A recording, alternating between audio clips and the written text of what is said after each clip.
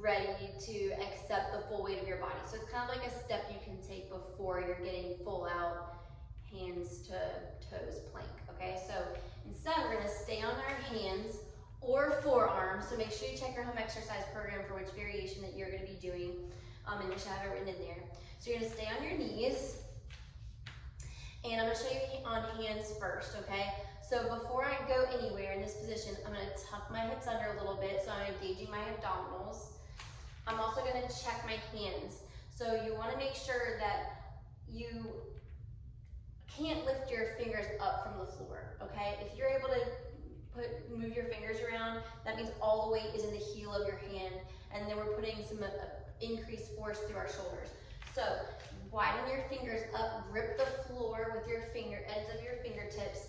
All right, now you're creating all these stable surface locks in the core of your shoulder and in your spine, okay? So I've got my abdominals engaged, I have my fingertips engaged. I'm also making sure that I'm not locking out my elbows. So you can see my elbow going backwards almost here.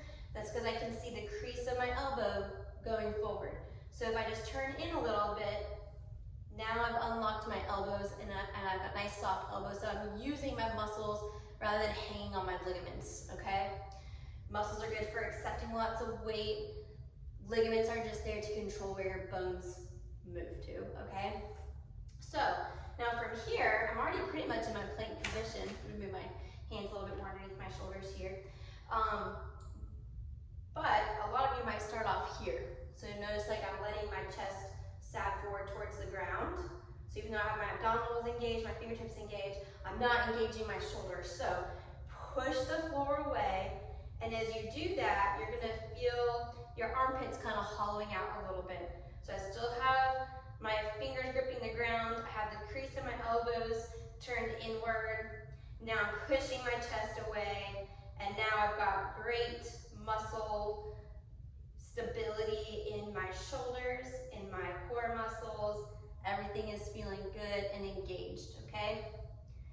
Now you should not have any pain in your shoulders or in your low back when you do this, but it might be kind of tiring, and that's okay.